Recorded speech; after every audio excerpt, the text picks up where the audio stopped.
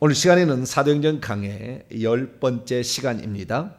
사도행전에 나타난 방언은 은사의 특징은 무엇인가? 방언 은사의 특징은 무엇인가? 라는 제목으로 함께 말씀의 은혜를 나누기를 원합니다. 오순절 날이 이르렀다.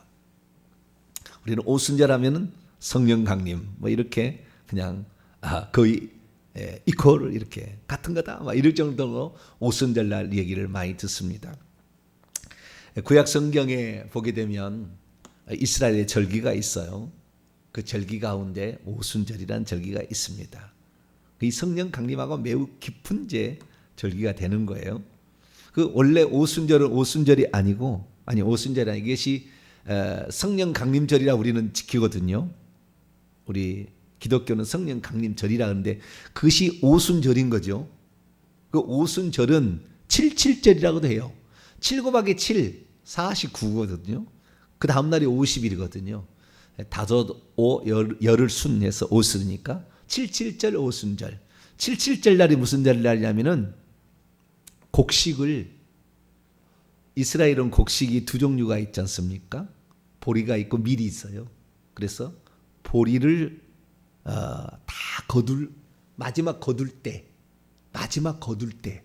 그리고 밀추수가 시작이 돼요. 그래서 보리 추수가 끝나고 밀추수가 이제 시작이 될 때 그때에 감사하는 절기예요.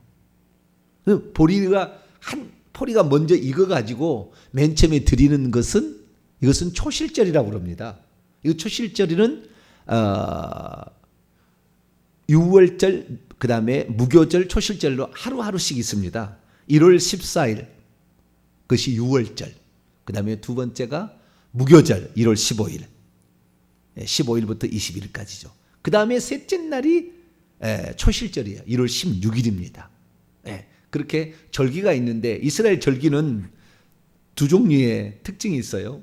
하나는 그 자연계의 그 봄, 여름, 가을, 겨울에 따른 그 곡식과 추수에 관련된 절기가 있고, 그러니까 육신의 기쁨을 주는 그런 절기가 있고 영혼의 기쁨을 주는 절기가 있는 거예요.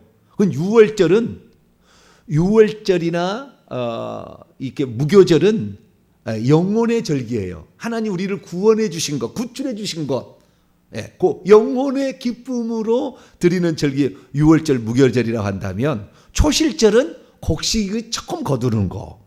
그 다음에 오순절은 맥주절, 이거 나중에 성령 강림이라고 우리가 바뀌었지만, 이것도 이제 곡식을 거두게 되게 되고, 이 초실절은 6월절부터 시작하면 50일째 되는 날이고, 그리고 그 다음에 이제 7월 1일 날 가면 나팔절, 그 다음에 7월 14일 가면 이제 수장절. 그때는 이제 모든 곡식을 다 거둔 다음에 마지막 지키는 절기가 수장절 또는 장막절이라는 절기. 그 다음에 초막을 짓는다 해서 초막절 이렇게 얘기하는 그 절기가 있는 거죠.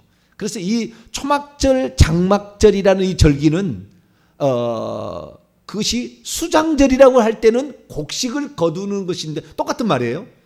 장막을 친다. 이스라엘 민족이 광야에 장막을 치고 초막을 치고 살았잖아요. 그것은 구원과 관련된 절기의 마지막 절기임과 동시에 또한 그날의 수장절, 모든 곡식들을 다 거둔 다음에 절기를 지키기 때문에 그것도 곡식의 기쁨의 절기잖아요. 육신의. 그래서 두 가지가 합쳐지고 끝나요. 이거 이스라엘 절기입니다. 그 오늘 우리가 듣게 되는 이 사도행전 2장 1절의 오순절 날은 곡식 절기인데 영혼의 절기로 바뀐 거잖아요. 원래는 곡식 절기라. 그런데 이것이 영혼의 추수가 일어나는 그런 초실제는 우리 주 예수 그리스도고 이제 일어나게 되는데, 이때 오순절 날 곡식의 두 단을 올리게 됩니다. 그래서 유대인의 이제 레위기 23장에 나와요. 그 유대인의 하나의 곡식단을 올리게 되고, 그 다음에 이방인의 곡식단을 올리게 되는데, 그게 베드로가 제사장적 역할을 감당해서 그걸 두 곡식을 다 올려줍니다. 그때에 뭘 드릴 수가 하나가 있는데 그게 신비한 거예요. 절기 때, 아니 제사 때 그거 안 드린 건데 그걸 그때는 드리라고 해요. 자, 레위기 23장을 잠깐 볼까요? 지금 우리는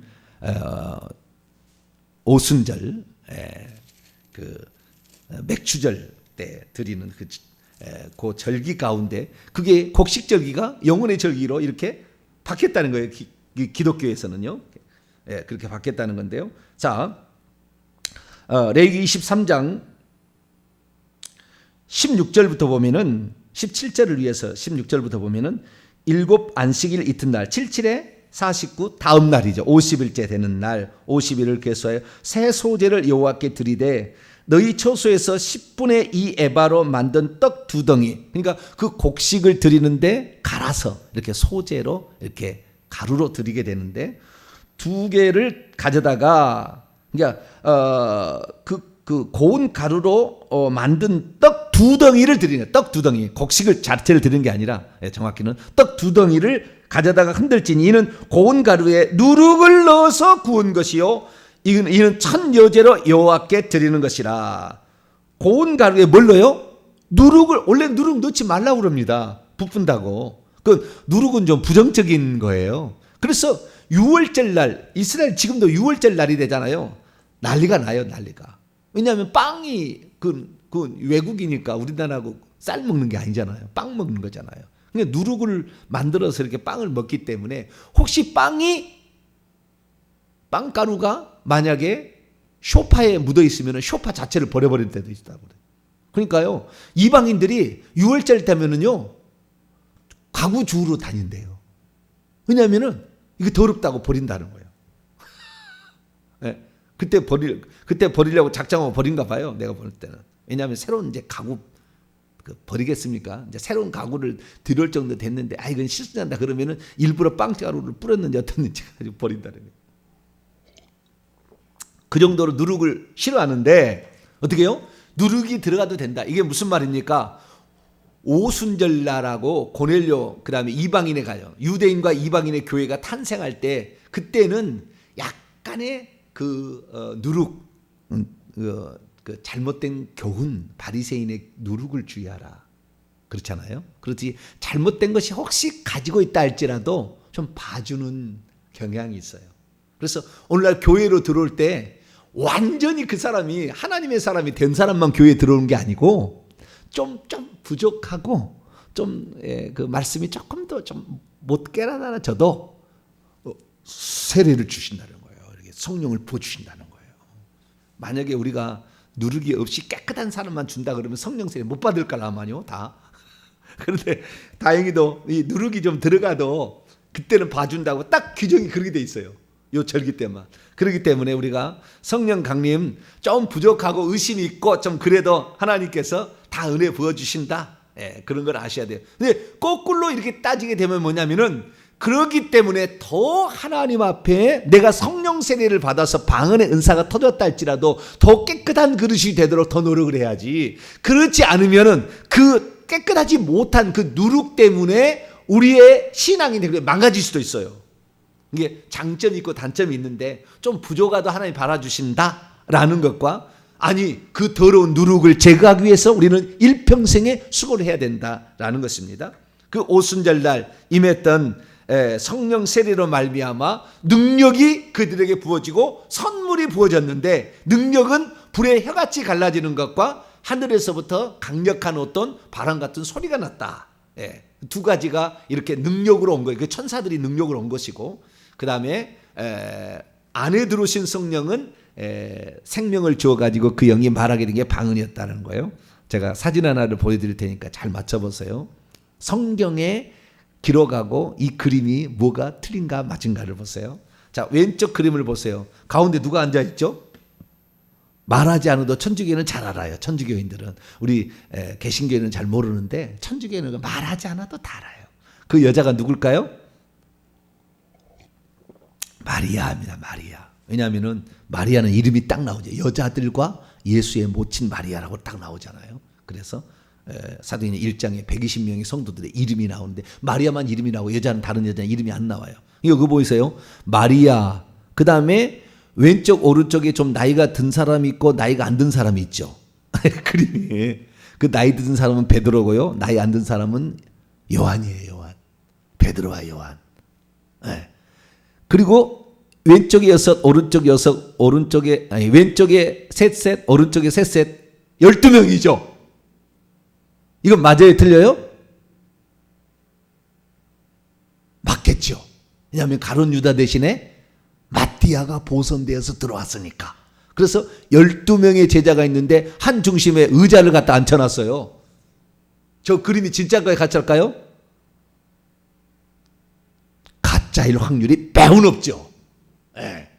여자 중심으로 안 갔습니다. 여자를 제가 싫어한 거 아닙니다. 예. 예. 여자 중심이 싫어하는 게 여자의 머리는 남자요. 고린도서 11장에 남자의 머리는 그리스도요. 그리스도의 머리는 하나님이라 이렇게 하기 때문에 그래서 이 그림은 올바른 그림 아닙니다. 여자 중심으로 가지 않습니다. 마리아가 천국에 가서 매우 슬퍼해요. 나를 높여놨다고. 나는 보좌에 앉을 자가 아니고 나는 예수님의 발도 닦지 못할 그런 종인데 나를 신격화시켜서 나를 통해서 예수를 만나야 구원한다 그런 식으로 해서 마리아를 못 치는. 그 다음에 두 번째 실수는 뭐냐? 위에 비둘기를 그려놨죠. 그렇죠? 그 비둘기같이 오순절날 성령이 왔습니까? 예수님이 세례받을 때 비둘기처럼 내려왔습니까? 예수님이 비둘기처럼 내려왔다는 것은 순결하고 깨끗하다는 상징이죠. 그러나 오순절날은 불의 혀같이, 불이 보여요? 안 보여요? 조그맣게 보이네. 아주 조그맣게 생기다 말았네.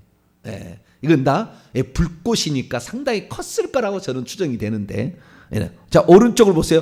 오른쪽도 뭐 유사합니다. 그렇죠? 거의 비슷하죠.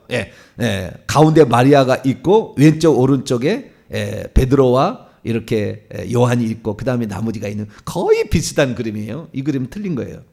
자, 다음 그림을 제가 보여드립니다. 다음 그림은 뭐냐?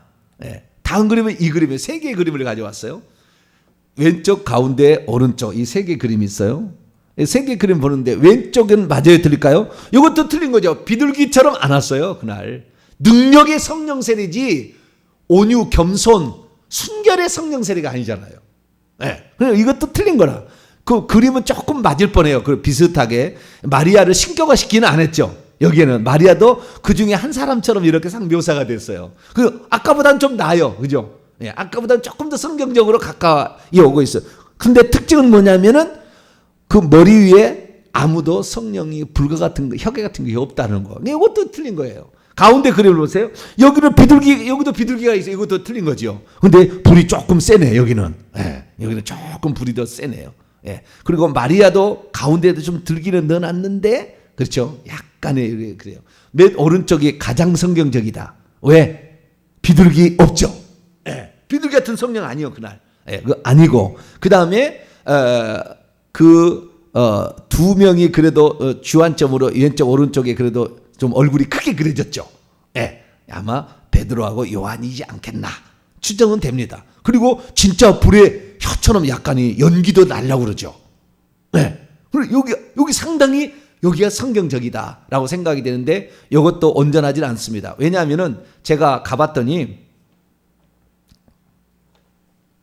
오순절 마가다락방 가봤거든요. 가봤더니 120명이 들어가면은 전부요 따닥따닥따닥 붙어 있을 정도예요. 그 정도지 저렇게 헐렁헐렁해서 의자가 앉아있고 막 저 정도 수준은 아닌 것 같아요. 그러니까 아주 따닥따닥 붙었어요.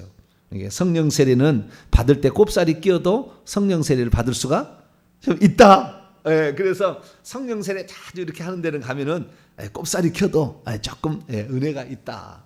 참조하시고 혹시 나는 믿음이 부족하도 그런데 아주 성령 충만하고 믿음 좋고 말이죠. 그런데 꼽살이 껴도 좋다. 그 얘기 하려고 그런 건 아닌데 그림을 가져왔다가 3일째 지금 얘기를 안 해서 그림 말씀을 드렸습니다. 자, 오늘은 뭐냐? 오늘은 사도행전에 나타나는 방언 은사의 특징에 대해서 좀 살펴보려고 합니다.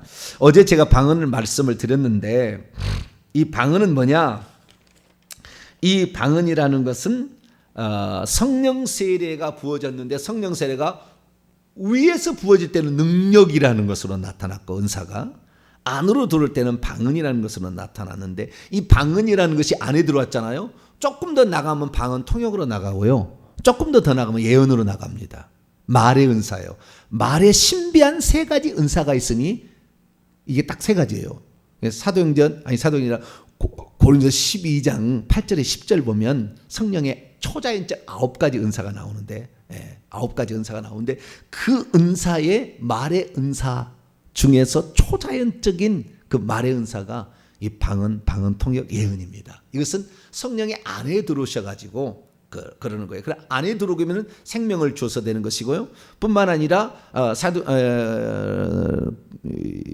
요한복음 16장에 보면 진리의 성령이 오시면 장래일을 너희에게 알리시리라. 13절 이렇게 나와 있어요. 보면은 그래서 이 장래일을 예언을 하게 하는 것도 있습니다. 이 예언이 꼭 장래일만 얘기하는 건 아니지만 좌우지간 예언하는 것도 나와 있어요. 그래서 이 방언의 은사가 나타났다. 이게 성령이 외적인 충만과 내적인 외적인 성령 세례와 내적인 성령 세례로 말미암아 두 가지 다 은사가 나타났다라는 것을 알 수가 있었죠. 그러면 이 은사의 특징이 뭐냐? 우리가 이 방언에 대해서 우리가 알아야 되는데 방언은 알지 못하는 언어예요. 그래서 헤테로스라고 그랬죠. 제가 알로스가 아닌 같은 종류의 다른이 아닌 종류가 다른 콩과 팥과 이렇게 생각하시면 돼요. 콩은 강낭콩이 있고 완두콩이 있고 서리태가 있잖아요. 모르세요? 서리태, 검정콩을 서리태라고 그러죠. 그런 콩들이 있는데 이런 콩들은 알로스라고 표현하는 것이고 콩이 있고 여기는 팥이 있어요. 그것은 헤테로스예요. 종류가 달라. 그렇듯이 딴 글로사, 딴 방언으로 말하는 이 지구상에 존재하는 언어들은 다 알로스예요. 한국어, 독일어, 영어, 프랑스어 이런 건 알로스인데 이 언어하고 방언 알로키오 사바 아이알라 사와 사시아 이 언어는 이 세상 언어가 아니야. 아무리 들어도 뭔 말인지 몰라. 뭔 말인지 모르는 게 정상이에요. 그리고 방언 통역이 이제 가게 되면은 사랑하는 아들 딸아 많이 힘들지 용기를 내라. 너가 눈물 뿌려 기도하는 것을 나는 다 알고 있다. 너의 기도를 내가 응답해 주리라. 그런 내용이 나와요. 방언 통역을 해보면은. 이 말은 그냥 랄랄라 해도 방언 통역은 유창합니다. 유창한 언어를 하는 거니까 절대 내는 방언을 하는데 나는 랄랄라밖에 안 나온다. 방언이 랄랄라밖에 안 나오는데 목사님처럼 고아사이알라세 우르스 아바 카야라다 아니 그건 약간 이것이 러시아 같기도 하고 어디 아랍어 같기도 하고 막 그런데 목사님처럼 말이 안 나옵니까? 많이 바뀌어요. 맨날 계속 바뀝니다. 이것은 바뀌니까. 그런데 어쨌든 이 랄랄라 한다 할지라도 그 영의 소리는 똑같아. 어린 아이들이 말을 할 때 말수가 많지 않잖아요. 처음에는 맘마 이러잖아요. 그러다 우리는 다 알아들어. 그 뜻이 뭔지. 하나님은 다 알아들어요. 그러니까 너무 이렇게 말소리가 좀 약간 랄랄라 똑같은 말을 바꿔갔다 해서 그것이 언어가 약한 건 아니며 실제 방언 통역에 보면 동일한 언어가 나오고 있습니다. 멋진 언어가 나오고 있으니까 걱정 말고 이렇게 하시기 바랍니다. 그래서 이 방언을 말하는데 방언 말하는 것이 알아들을 수 없는 말이 나오는 거거든요. 이게 글로사의 뜻입니다. 이거 딱 성경에 못 박아놨어요. 자, 고린도서 14장 2절입니다. 알아들을 수 있는 말을 한 것은 방언이 아니에요. 그건 언어를 말하는 거죠. 언어를 말하는 것은 배워서도 하는 거예요. 내가 영어 말하고 싶으면 영어 배우면 되는 거죠. 독일어 말하시면 보고 되는데 방언은 배워서 하는 언어가 아니에요. 배워서 하는 언어가. 고린도서 14장 2절 말씀을 같이 읽어보죠. 시작. 방언을 말하는 자는 사람에게 하지 아니하고 하나님께 하나니 이는 알아듣는 자가 없고 영으로 비밀을 말함이라. 여기에 방언을 발설하는 거 랄레오예요. 혀를 통해서 입김이 나오도록 하는 거죠. 방언을 발설하는 자는 이게 방언이 글로사입니다. 동일한 단어예요. 마가복음 16장 17절에 믿는 자들에게 이런 표징이다. 곧 그들이 내 이름으로 귀신을 쫓아내며 새 방언을 말하며 그 방언과 똑같은 단어예요. 이게 성경은 일관성이 있습니다. 성령께서 저자예요. 그렇기 때문에 바울이 고린도서를 썼던 누가가 사도행전을 썼던 동일한 언어, 마가복음을 마가가 썼지만 동일한 언어를 사용하게 했어요. 그래서 글로사 이게 뭐냐? 이 방언 글로사는 원문을 제가 직역하겠습니다.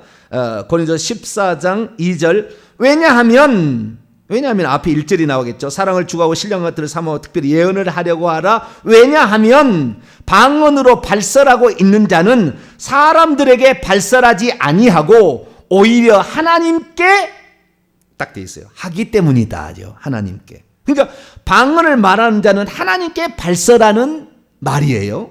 그리고 왜냐하면 아무도 알아듣지 못하기 때문이다. 그런데 그가 영으로 비밀들을 발설하는 것이다. 이렇게 돼 있어요. 예. 그러니까 영으로 내 영으로 하나님께 말하는 것입니다. 그러니까 영으로 하나님과 비밀들을 왔다 갔다 하는 거예요. 대화를 하는 겁니다. 그래서 기도의 분량은 제가 보니까요. 40년 동안 20만 명이 했던 데이터가 있는데 그 조사를 다 조사해 보니까 이 방언의 10% 20%가 기도예요. 하나님, 우리 어머니 예수 믿게 해주세요. 그런 말이 나와요. 그리고 내가 하나님께 귀하게 쓰임받기를 원합니다. 하나님, 1, 2년만 쓰임받는 것이 아니라 주님께 오랫동안 쓰임받고 싶어요. 그런 말이 나와요. 이거 기도죠, 기도. 이런 기도는 많지 않아요. 보니까. 그래서 이 2절이 그 방언의 뜻이 뭐냐? 이것이 알아들을 수 없는 영어로 하나님께만 대화를 하는 거예요. 내 영이 하나님께만 대화를 하는. 그러니까 하나님이 한 말도 들었어요. 그 방언 속에. 하나님이 누구냐? 성부, 성자, 성령에 누가 얘기했냐? 예수님이 얘기해요. 성령 얘기하지 않은 거. 성부 얘기하지 않아요. 방언 전부 예수님이에요. 예수님이 말씀하십니다. 이 말씀을 하시는데 이것이 10% 20% 정도가 기도일 뿐이고 여기에 14장 2절처럼 80%는 대화예요. 대화. 그 성령이 나에게 주시는 대화, 내가 하나님께 얘기하는 대화예요. 그 비밀한 거예요. 비밀한 거. 아무도 알 수 없어요. 귀신도 몰라요. 사람도 모르고 귀신도 몰라요. 하나님과 그 영만 알아요. 그리고 14장 14절 15절 밤에는 내가 만일 13절부터 그러므로 방언 글로사를 발설하고 있는 자는 계속 통역하기를 기도하라. 왜? 그 내용이 뭔 말인지 모르니까 답답하잖아요. 내가 만일 방언으로 기도한다면 나의 영이 기도하거니와 나의 마음은 열매를 맺지 못하리라. 그러면 어떻게 할까? 내가 영으로 기도하고 또 마음으로 기도하며 또 영으로 찬송하고 또 마음으로 찬송하리라. 여기 보니까 영은 나의 영이 기도한다 나오잖아요. 그러니까 나의 영이 발설을 하는 비밀을 말하는 것이 하나가 있고 이 방언은 하나는 기도하는 게 하나가 있다는 거예요. 근데 그 퍼센트는 80과 20% 정도, 90과 10% 정도 이렇게 차이가 나더라는 거예요. 그리고 기도할 때 기도가 좀 들어가면 방언으로 찬양할 수 있어요. 네, 방언으로 이렇게 찬양이 막 하이 클래스의 음으로 다 이렇게 소리가 나와요. 방언을 찬양할 때. 네, 주님의 그 높으심이 어떻게 할 수가 없어. 찬양으로 막 올려드리는 거예요. 막 이렇게 나가는 거예요. 그래서 이 방언은 이런 거다라는 것이고요. 그래서 알아들을 수 있는 말을 한다. 그것은 배워서 하면 되는 거지. 그걸 배워서 하면 되고 통역 배워서 하면 되는 거지. 통역. 영어 잘하면 내가 2개 언어 하면 통역하면 될 거 아니에요. 그 성령 은사가 아니에요. 배워서 하는 것은 은사가 아닌 거예요. 초자연적인 은사인 거예요. 그런데 뭐라고 하냐면은 방언을 지방말이다. 사도 바울은 방언 통역을 많이 했대요. 여러 언어들을 많이 썼기 때문에 자기가 방언을 통역한다는 것은 이 지방말을 통역했다는 거예요. 어처구니가 없지만 그래도 제가 어처구니 없다고 직접 얘기는 안 했어요. 한 번도. 내 속으로는 그래요. 어처구니 없는 얘기를 하는구나. 성령의 그러한 초자연적 은사에 대해서 저렇게 몰라가지고 살아갈 수 있을까? 근데 어쩔 수 없어요. 그대로 본인이 믿고 싶은 대로. 성경이 끝난과 동시에 더 이상 없다 이렇게 하니까 뭐 그렇게 가야죠. 뭐. 그래서 헛소리라는 거예요. 그 헛소리면 그래도 좀 귀신이 써서 이렇게 한다. 귀신 소리다까지 하는 사람도 있다고요. 여러분 귀신 소리가 아니고 헛소리가 아니고 영이 하나님께 비밀을 말하는 것이고 영이 하나님께 기도하는 겁니다. 이것이 바로 알아들을 수가 없어요. 하나님만 알아들어요. 그래서 방언 기도를 제일 싫어하는 게 귀신이 좀 싫어합니다. 귀신이 싫어요. 그런데 여러분, 귀신이 싫어한다고 해서 방언만 뒤집다 하는 사람이 있거든요. 그런데 여러분, 방언 단점이 있어요. 그걸 몰라. 그래가지고 그냥 교회 오면 처음부터 끝까지 방언만 딥다 하는 사람이 있거든요. 속에 내가 그 누룩이 들어있다 했지 않습니까? 그 누룩을 빼놓지 않은 한 절대 그 사람 성격 안 바뀝니다. 회개 100%, 아니 100날 첫날을 방언한다 할 때 회개를 대신할 수 없어요. 귀신 안 나가요, 방언한다고 해서.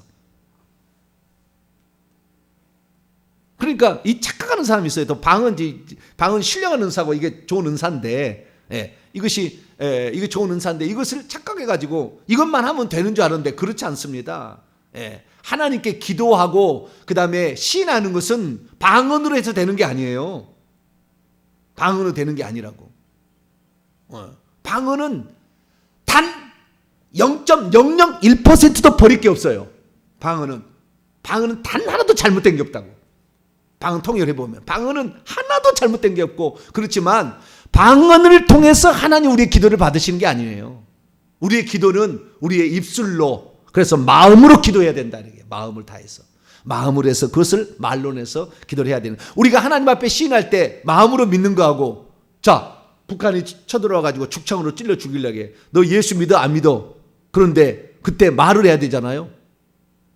근데 말을 하면 죽이잖아요. 마음으로는 믿어. 근데 말로는 안 믿어요. 그러면 하나님께서 그 사람의 안 믿어야 하는 그 말을 받으시겠어요? 마음을 받으시겠어요? 신하는 게 중요한다니까, 신하는 게. 그때 나는 예수 믿습니다.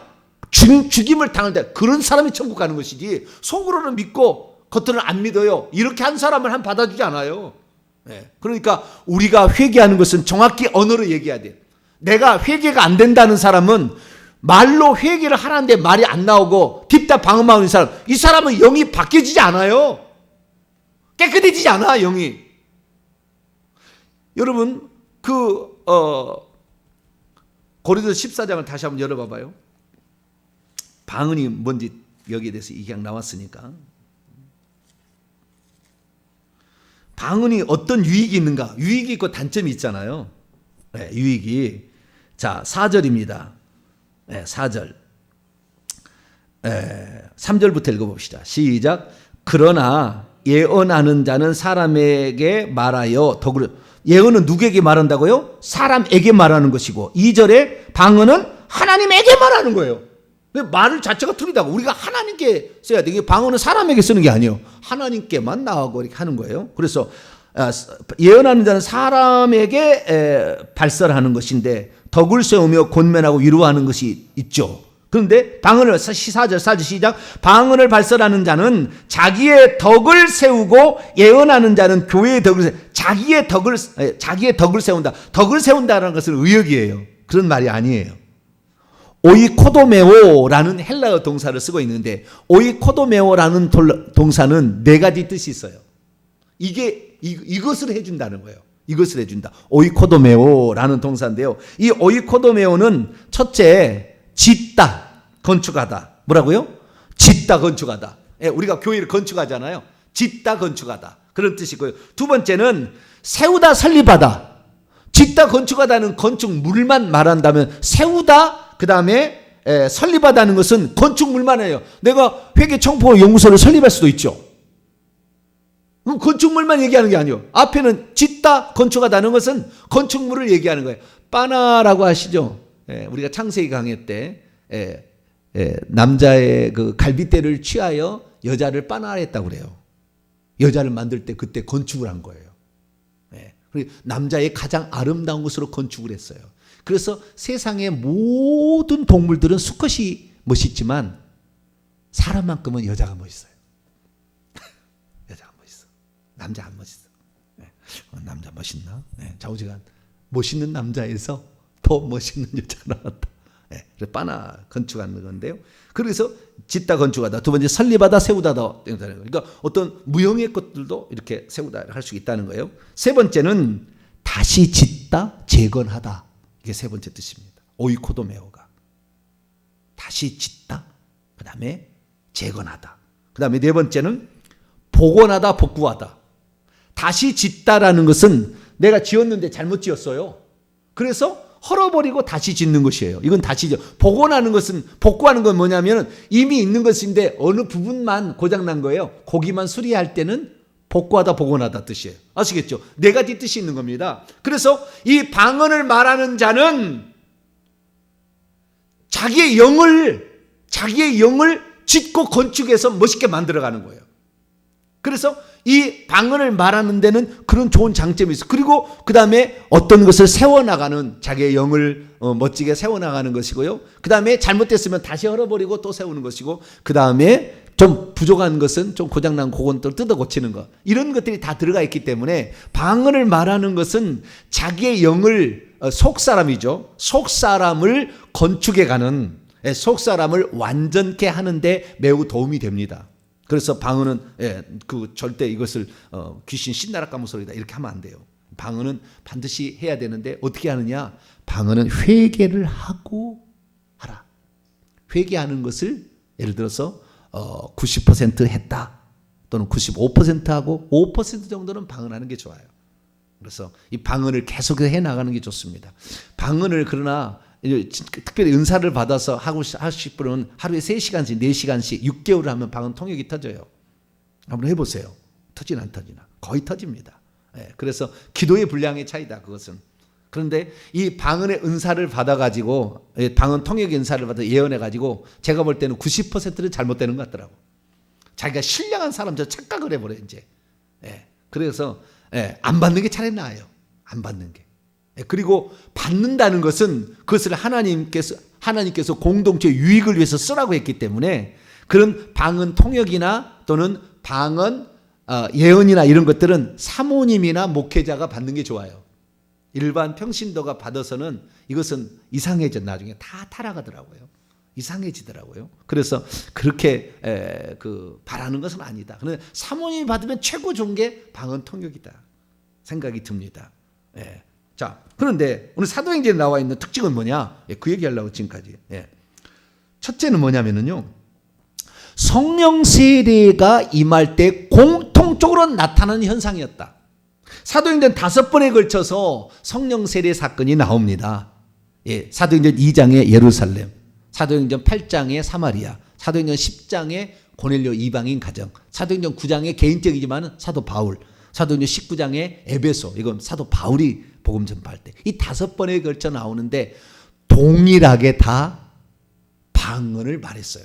사마리아는 8장 10절에 보게 되면 사마리아는 하나님의 선물이라고만 나오지 방언이라고 나오지 않는데 틀림없이 그건 은사이기 때문에 추정할 수 있어요. 그래서 전부 다 방언의 은사가 공통적으로 다 나타났다. 사도행전 9장에 바울이 방언 말하는 거 안 나와 있지만, 사도행전 고린도 14장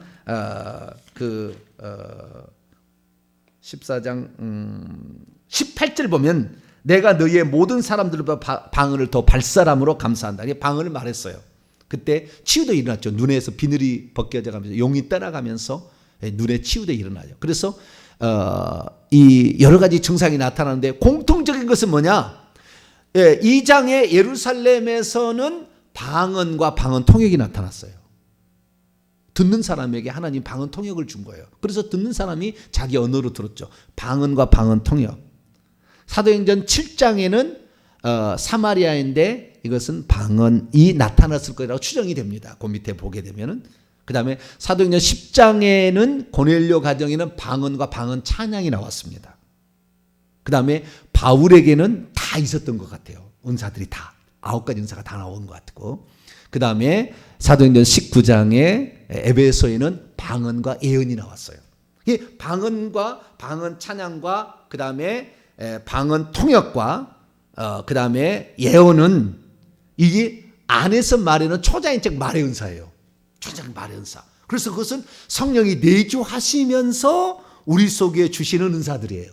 그래서 그런 은사들이 여기에 나타났음이 분명하게 계시가 되고 있고, 그 다음에 병 고치는 거, 이것은 사도 바울은 병이 고쳐졌죠. 병 고치 아나니아가 안수해가지고 병 고치는 은사가 나타나고, 그 다음에 사도행전 2장에는 능력의 성령, 능력이 왔죠. 천사와 같이. 그래서 그 능력도 나타나고 이런 것이 있다. 그런데 공통적인 건 뭐냐? 방언은 말했다는 거예요. 그래서 방언이라는 것은 이 성령 세례가 부어질 때 나타나는 공통적인 은사로 하나님의 선물이다라고 알 수가 있다는 것입니다. 두 번째 특징은 두 가지 특징인데, 두 번째는 뭐냐면은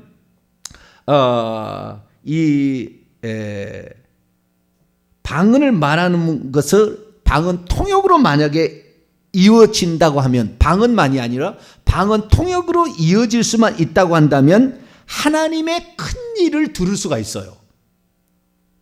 하나님의 큰 일을 들을 수가 있는데, 그것을 통하여서 수많은 사람들이 자기의 것이 폭로가 됩니다. 그 사람의 상태를 얘기를 해버리기 때문에 초자연적으로 말을 해버리잖아요. 폭로가 되기 때문에 그것이 그 사람을 바꾸는 아주 중요한, 방언 통역만 된다고 한다면 사람들에게 하나님의 역사하심으로 말미암아 하나님이 초자연적으로 역사하고 있음을 자기가 경험하게 되고, 그래서 하나님이 나와 함께하고 나를 거듭나겠구나는 사실을 깨닫게 되므로 그 사람에게 확신을 팍 가져다 주면서 이 복음 전파의 강력한 수단이 될 수가 있어요. 방언 자체로 하면 미쳤다고 합니다. 불신자들이나 믿는 사람들도, 잘 모르는 사람은 방언하면 저 귀신 신나는 거니까 미쳤다고 하던데, 방언 통역이 딱 나와버리면 그 다음부터 달라지는 거예요. 여러분, 방언하신 분은 방언 통역하기를 구해야 돼요. 저도 방언 통역 은사가 이제 올라오고 있어요. 벌써 많이 올라왔어요. 방언 통역 은사. 저도 방언 통역 은사를 확실하게 하기 위해서 하는데 올라가고 있더라고요. 방언 통역 은사가. 은사가 이게 하루쯤에 팍 오는 게 아니라 분량이 필요해. 분량이. 계속 기도해야 돼요. 기도하면 이렇게 나타나게 되는데, 우리가 고린도 14장을 읽어보게 되면 그것이 복음 전파의 중요한 수단이 되는 것은, 방언 통역을 하게 되면 방언만 하게 하면 자기를 건축하는 것밖에 안 되잖아요. 남을 건축하는 게 아니라고. 근데 나밖에 안 되는 거예요. 그런데 이것이 방언 통역으로 나오게 되면 5가지 놀라운 특징이 있는데, 이런 방언 은사의 특징에 대해서 나는 좀 더 자세히 알고 싶다 그러면은 제가 성령의 은사 28강을 해놨어요. 저희 홈페이지 오게 되면 유튜브 설교에 보면 쭉 메뉴가 있어요. 방언의 은사 28강이 있습니다. 하루아침에 하는 게 아니라고 다 이렇게 조사해봐요. 그 중에서 제3강 방언을 말하면 어떤 유익이 있는가, 거기를 보게 되면 그게 나와 있으니까 그 글로 다 있어요. 주요 정도는 그냥 글로 28강이 다 있으니까 그 프린트해서 쓰면은 정확할 거예요. 그래서 그거 보시면 되고, 어쨌든 이 방언 통역이 나면은 복음 전파의 아주 중요한 수단으로 쓰일 수가 있다라는 겁니다. 확신을 갖게 해주고 이렇게 하는 거니까. 그래서 그 내용을 보게 되면 총 5가지 기능이 그 방언 통역을 해보면 나오는 거예요. 첫째는 31절, 고린도 14장 31절은 권면할 수 있습니다. 당신은 이런 거라고 권면을 해주고요. 그 다음에 가르침입니다. 어떤 것을 가르쳐줘야, 하나님의 영적인 신령한 세계, 예수님이 누구고 그 다음에 우리가 어떤 상태에 있는지 가르쳐주는 교육의 기능이 있고요. 24절 보면은 책망하는 기능이 있어요. 책망. 그래서 우리가 예를 들어서 장로들한테는 방언 통역하면은 주의 종을 대적하지 마라 딱 나와버려요. 장로들이 가장 많은 방언 통역입니다. 주의 종을 대적하지 마라, 이거 딱 나와요. 장로들이 엄청 대적하거든요. 다 그런 건 아닙니다. 그런 게 있다는 거. 그 다음에 24절 보면은 판단을 받는다. 내가 지금 잘하고 있는지 못하고 있는지 주님의 판단을 딱 해주세요. 종아, 너 굳게 참는 걸 잘했다. 수많은 사람이 죄종을 비난했으나 너는 눈물로 기도한 걸 내가 안다. 딱 그래버려요. 그 다음에 25절 보면은, 고린도 14장 25절 보면은 폭로하는 거예요. 더 폭로를 해준 겁니다. 그래서 폭로를 해줘요. 그래서 우리가 이런 5가지 일을 해주기 때문에 이 방언 통역만 나올 수 있다고 한다면 아주 중요한 복음 전파의 수단이 되는 거예요. 근데 방언 통역이 안 되게 되면 자기에게는 유익하겠죠. 자기에는 유익하겠지만 방언 통역만 된다면 그런 유익이 있다는 것입니다. 그래서 이 방언의 사도행전의 어떤 공통적인 2가지의 특징은 뭐냐? 하나는 모든 성령 세례에 공통적으로 나타난 거였다. 그래서 다 그 사람을 새롭게 영의 속사람이 강건하게 만들어주는 요인이 된다. 이것이 방언 통역으로 이어진다면 교회를 건축하는데 아주 유익하다. 근데 평신도가 받으면은 책망을 막 하잖아요. 그러면 주의 종을 책망하면 되겠어요? 이게 권위가 안 맞아요. 그러니까 평신도는 안 해도 됩니다. 내가 봤을 때. 그냥 말로 많이 기도하세요. 다 알고 있어요. 하나님. 다 알고 있고. 사모님들이나 주의 종들은, 여자 목사님들은 이걸 기도를 많이 하시니까 하시기 바랍니다. 다른 또 하나의 문제가 있는데 시간이 다 돼가지고 또 내일 계속하도록 하겠습니다. 기도하겠습니다. 거룩하신 하나님 감사합니다. 사도행전에 나타난 이 방언의 실체가 무엇이고 어떤 유익이 있는가를 듣고 있습니다.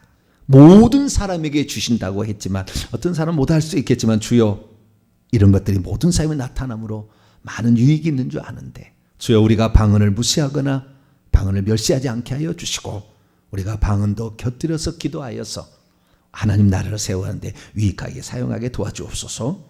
우리 주 예수 그리스도의 이름으로 기도하옵나이다.